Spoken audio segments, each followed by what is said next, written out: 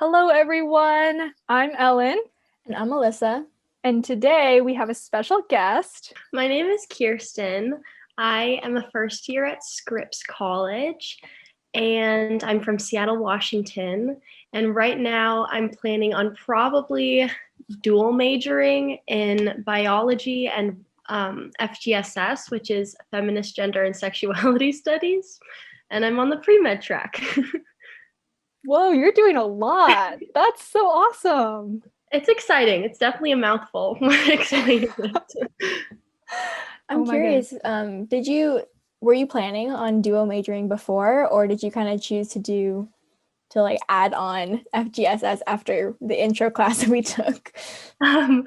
Actually, that's a good question. I was planning on definitely taking FGSS classes and dabbling in it at least, and then maybe minoring, but I wasn't really planning on making it an actual major until we took that intro class, and I was just so excited. I couldn't imagine not doing as much as I could.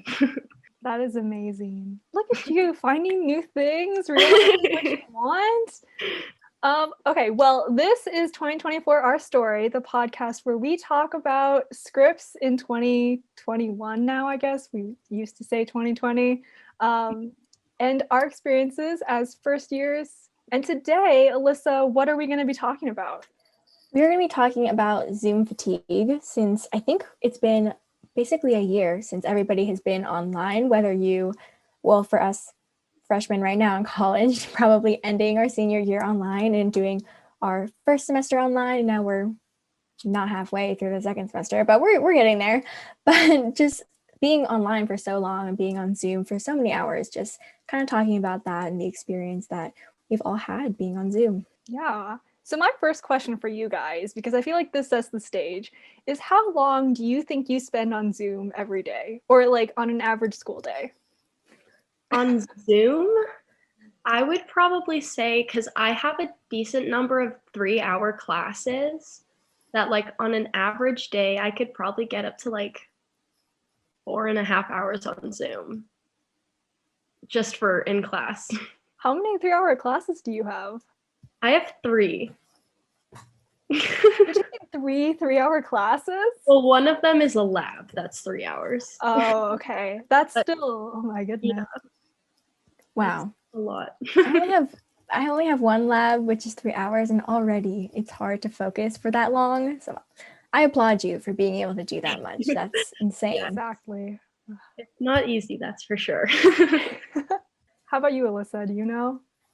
I think on my shorter days, I have about maybe 3 hours or something on Zoom, and then longer days it can be. I have one day where I start classes at 9:15 in the morning, and then my last class ends at 5:30. So I have 30-minute gaps in between each class. For the most part, it goes all day, I don't really stand up and walk around as much as I probably should. So I am usually sitting down for that long. So that's many hours on Zoom. Wait, but are your classes pretty much right after each other, other than the 30-minute breaks? Yeah. I have 4 classes that day, and they're all right after each other. With every single one has 30 minutes in between. So that's some perfect timing right there. I know, I really planned it out, even though I had a bad time. Look at you, so proud. I would say my Tuesdays and Thursdays are the days I have the least amount, and I would say I spend an hour on Zoom. But Mondays are my worst days because I have class. I would say I spend, that's 3 + 3, 6, 7 hours maybe. Because I have both lab. I have my chem lab and my bio lab, and then afternoons, and then I have chem, bio, and Spanish in the morning. So it's a decent amount there. Yeah, we all spend so much time on Zoom now. It's crazy. I really do. After my longest days, I think it's 6 to 7 hours of being on Zoom or being at my desk. I really do kind of have a little bit of back pain sometimes after, so I have to remind myself to stand up and walk around. I don't know if you guys have to actually remind yourself to do that, but I always forget because I'm just always doing something on my computer, whether it's taking a break and watching YouTube videos or being on Zoom in my classes. No, yeah, definitely.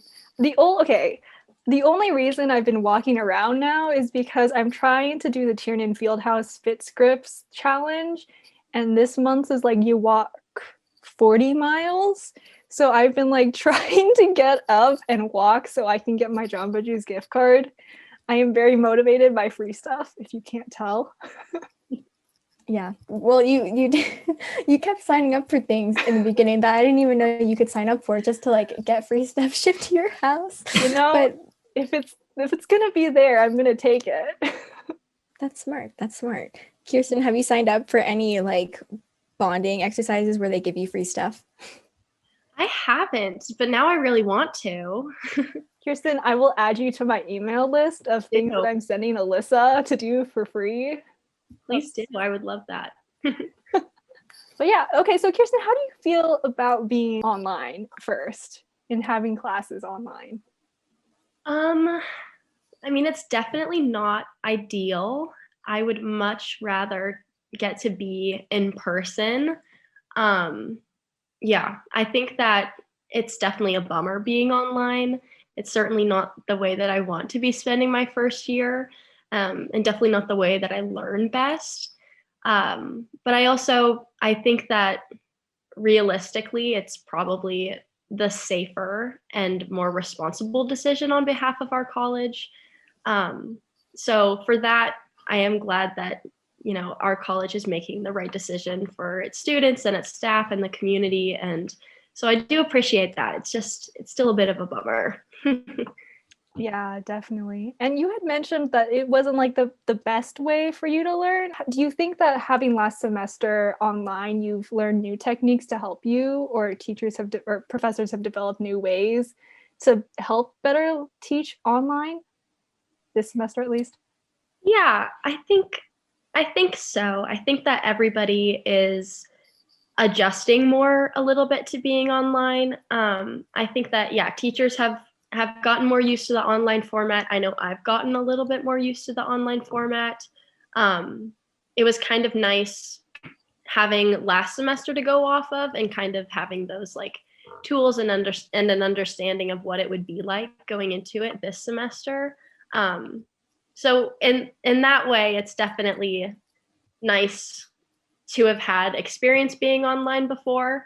But I also think that the continuation of being online just adds like much more fatigue, and I'm definitely getting much more tired of being online. Even if I am like more equipped to learn online, it still just gets exhausting with it every day. That's a very good point. I didn't even think of that, but now that you say it, I'm like realizing I'm also getting more tired. Have you guys kind of made any tips and tricks, either just for yourself to deal with Zoom fatigue or just things that you tell your friends to do just to kind of deal with it and make sure that you're maybe trying to not to be as tired? Because I know that it's been a while of being online. Tips and tricks. I think for me, one thing that helps a lot is just trying to develop strategies to like be more organized.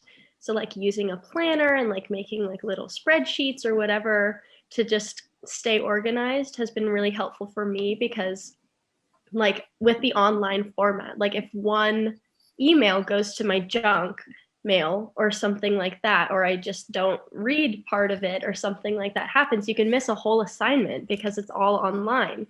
And that gives me like a lot of anxiety. So trying to like come up with strategies to stay organized and to plan everything out has been really helpful for me, at least, when there's just so much room for error and miscommunication with being online. Yeah, it's so easy for things to get buried in your inbox now. Like you get like the 5 emails at the same time from Scripps, and it's like, wait, where did my stuff go? Yeah, I think on the more Zoom side, I would say turning off self-view has really helped me. And like, do you know how to do that, Alyssa? Because you're looking at me like, no. If you click on the you click on your box, there's like the 3 dots, and you can press hide self view, and then you don't have to look at yourself the entire class time. That has helped me, like, just because I don't want to look at myself for that long. I feel like then I start judging myself even more, and I'm like, oh my goodness. But yeah, I think it's hard. You can do like little things, but overall it's kind of like, man, it's just gonna add up. But the little things do add up as well. So balancing has just become a game now. Mm-hmm. How about you, Alyssa? Do you have any tips? I think for me, something that's been actually pretty positive about being online is that I can take notes online. Like I use OneNote all the time, and I get to like color code stuff and make it look all nice. But so yes, again, with just like Kirsten said, just staying organized really does help. But I've also found that just having my computer and my phone on do not disturb for like basically the whole day, especially I just found out, as I've told Ellen, sometimes when it comes to technology, I'm a little bit of a grandma, but I just found out that you can like dim your screen when your phone's on like do not disturb. So it's basically almost completely black except for the time. So I don't have to see anything and I don't get any notifications or no, I have nothing. So it keeps me from checking my phone because that is something that I will do because I get these. Do you guys ever have, I told my mom this and she thought that was crazy, but sometimes I have like phantom messages is what I think people have called Like it, where you hear or you feel like a little buzz or something. yes, I will think that I have a Oh. notification and then I'll check my phone. There's nothing. And it happens really often, like a little bit embarrassingly often. But I think do not disturb has really, it's like such an easy thing to do. But just really trying to be more disciplined with that and keeping my phone away from me during class can be really helpful. That's a really good point. And with, I don't know if everyone has an iPhone, but with the new update, you can like take stuff off of your home screen. So like I took my Instagram and it's like all of my social media off. So now whenever I'm on my phone, I'm not like, oh, look, Instagram's right there. I can go endlessly scroll for an hour and not do work. But yeah, how have you guys been feeling about this semester? Because we're 3 weeks in, still have a few more to go. Yeah, this semester, it's definitely interesting.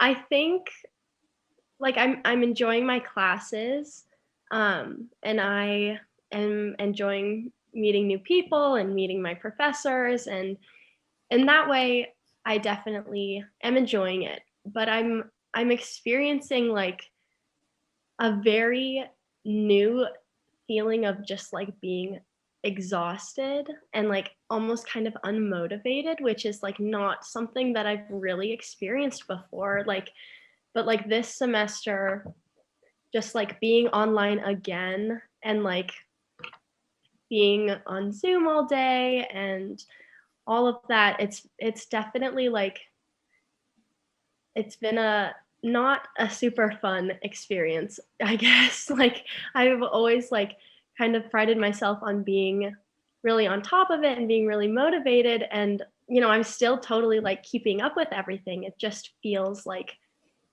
so different. I don't know. I feel very out of touch with like why I'm doing it, if that makes sense. Like I feel like being at school and being like actually in college would be such a huge motivation factor, but like being online, there's such a disconnect that I just feel like there's like a very new just feeling of being like tired and not as motivated as I'd like to be, but I don't really know how to like remedy it if we're still going to be online. Yeah, I think for such small assignments too, or such small things like being in a group and being put in like a breakout room having to talk about one thing, it goes from being something where in class it's a lot more engaging. Just something as simple as asking a group of people to discuss one question, it becomes so much less engaging when you're on Zoom and you're either all staring at each other or you're staring at other people's like little square with their name or a picture or something. So it does really take more simple things where you'd normally be a lot more motivated, and just make it really tiring and really slow. So that is something that's really hard. Yeah, there's definitely that lack of community aspect that Zoom just cannot fill. Like even seeing people's faces, like talking to you guys, I can see your faces, but the feeling of being together is just not as there as I think it would be if we were on campus, which makes it harder. But on the topic of breakout rooms, how do you guys feel about breakout rooms within your classes, and have your teachers or your professors been utilizing those? I I like breakout rooms. I definitely have had my fair share of experiences with like the quiet breakout room where nobody's saying anything. Um, but I do like breakout rooms. I find that my teachers actually use breakout rooms a lot. Um, yeah, pretty much like through all of my classes, even like the STEM classes, we use breakout rooms a lot, whether it's like discussing something or just working on a worksheet together. And I personally really like it. I feel like just like being in the whole entire room is kind of like intimidating, and I'm like less likely to want to ask questions. And I find that like being in a smaller breakout room like is just much more comfortable, and it's much more collaborative, and so I like it, even though I've definitely had my fair share of silent, awkward breakout rooms. I do think that breakout rooms are really useful, and I have really enjoyed the use of it in all of my classes. There are those moments where they're really awkward because maybe just the people or something, or sometimes it's hard over Zoom not to talk over people. So that's another thing that can kind of make it awkward if two people go at the same time and then they both stop and then they both start talking again. So those kinds of events can be a little bit off-putting for people when in breakout rooms, but for the most part, I do enjoy them. I find that in such long classes, like my biology lab, being in a group and like working on a worksheet or whatever we're doing can be really engaging. So I really liked it. I've actually been kind of surprised that I've heard from a lot of people that they really don't like it because it's always silent and awkward and weird. But maybe it's because we're at a small school. I'm not sure. And we have pretty small classes. I found that it is a lot less intimidating. There's like 4 people in the room and you kind of have to talk to each other. So that is helpful. But I don't know, because we're not at a big school, so I can't speak in bigger classes. Yeah, I definitely agree. I think also having something that you have to work on collaboratively helps when you're in the breakout rooms.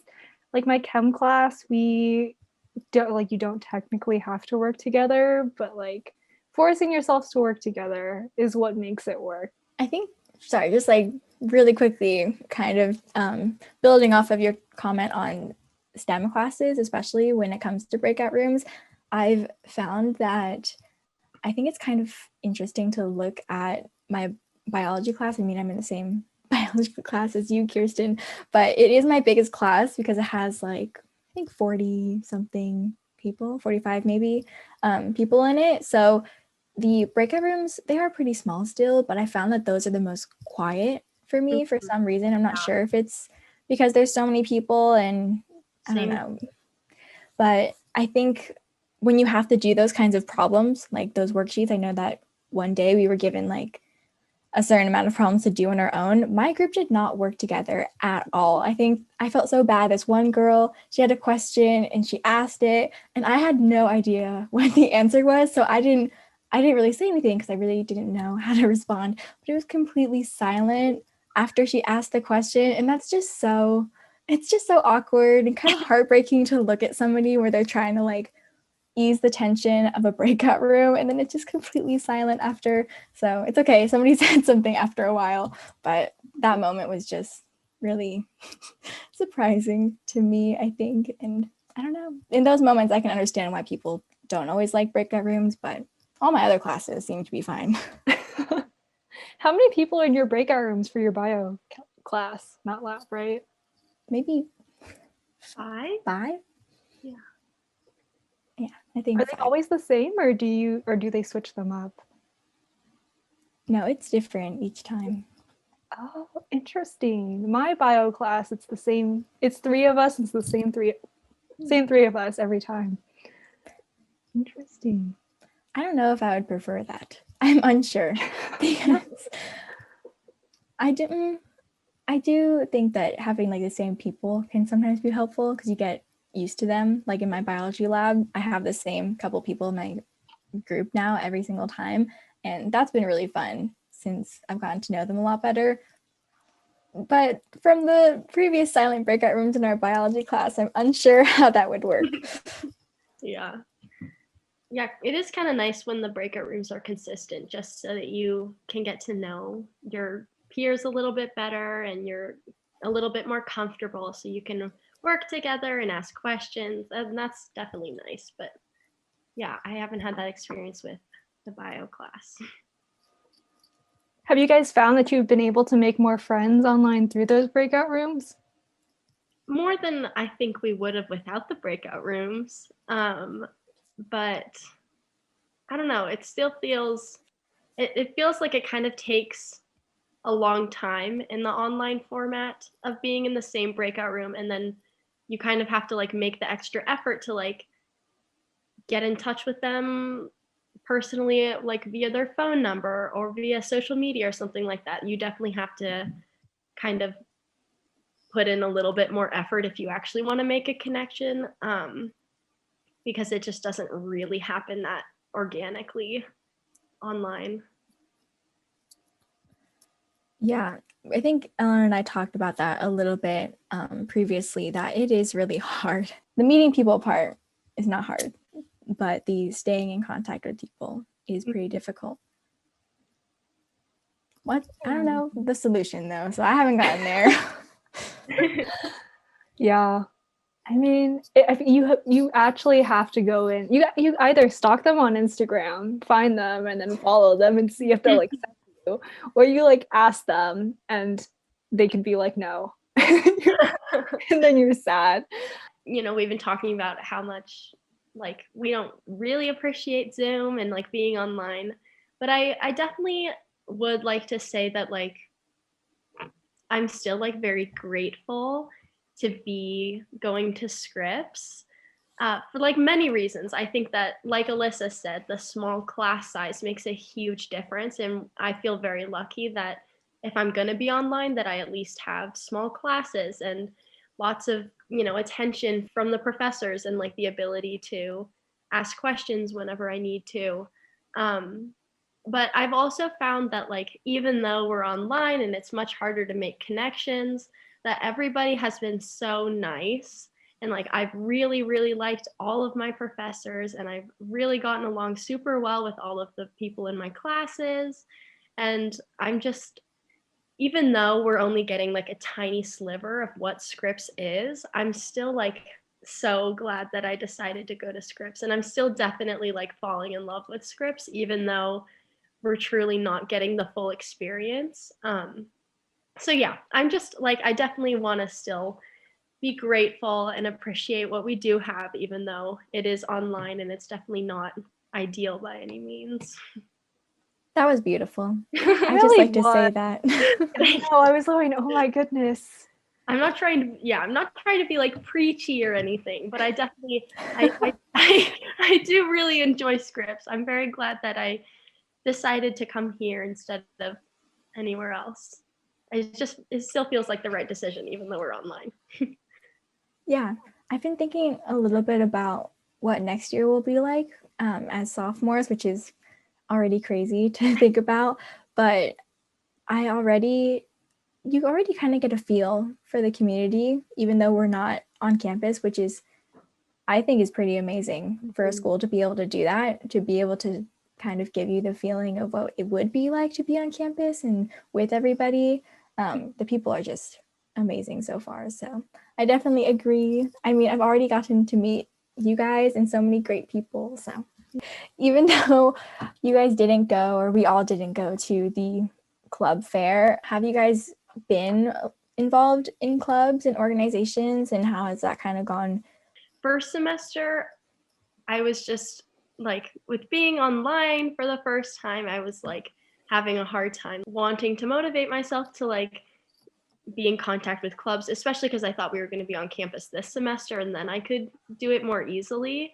But yeah, so just recently I tried to reach out to some clubs, and I'm hoping to become more involved with the like Claremont clubs.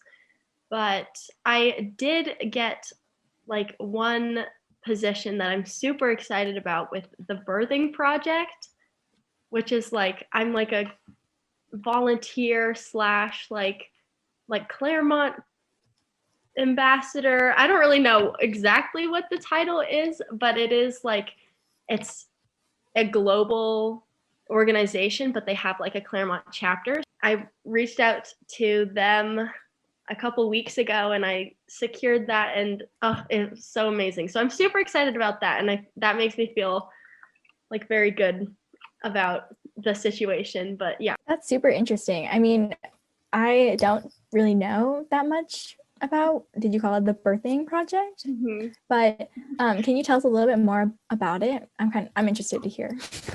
Yeah, basically it's like a global organization that's working on lowering the maternal mortality rates around the world. So particularly for women of color and less developed nations. And so they have like a lot of different chapters around the US, and they do a bunch of different little projects to kind of work towards making birth just a more safe and successful experience around the world. And so we do a lot of different things, like we raise money. Right now, I think we're about to start making these like safe birthing kits, which are like these little sterile kits with like all of the tools necessary to have like a safe birth, particularly one that's going to take place outside of a hospital. And they've sent quite a few to Malawi, and I think we were going to send some overseas, hopefully pretty soon as well. So yeah, there's like a lot of different little projects like that. It's a really amazing thing to be a part of. I'm very grateful to have gotten to join it. That's amazing. For people who are kind of interested in maybe supporting them, is there anything that you suggest they do? Yeah, well, I think we're probably going to start fundraising soon. And so we'll be putting out lots of information about, how to donate, whether it's like money or time or just, helping make the kits or whatever we need at the time. Yeah, there'll be lots of information that we can spread around about how to help. I'm sure that we would be very grateful to have any help that we can. That's so awesome. How did you find that opportunity? Actually, that's a good question. I stumbled upon their Instagram on my Explore page, and I'm like super passionate about like medicine, particularly obstetrics, and then I also am very passionate about social justice. And so when I saw this, I was like, oh my gosh, it's like the perfect intersection of having this interest in women's health and this also like passion for social justice.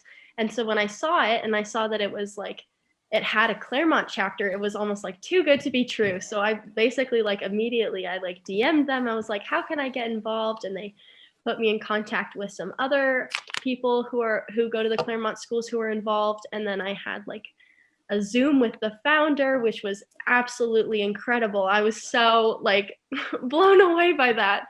And they basically, they just like offered me the position. I was like just so incredibly ecstatic. That is amazing. That's you are inspiring, Kirsten. Just saying. Thank you. It was like too good to be true. I couldn't believe that I was able to secure something so amazing, and especially just like so quickly after stumbling upon it, I guess. Wow. And I mean, I know we've been talking about Zoom fatigue and kind of being unmotivated, but I'm really in awe of you, Kirsten. This has definitely motivated me. This is the one thing keeping me going. It's like the best thing that's happened this entire I mean, quality over quantity, right? Exactly. The purest example right here. That's it for today, you guys. Thank you so much for listening, and thank you, Kirsten, for being a guest. Of course. Thank you for having me. We will talk to you guys next time on 2024 Our Story. Have a great rest of your week and bye. Bye. Bye.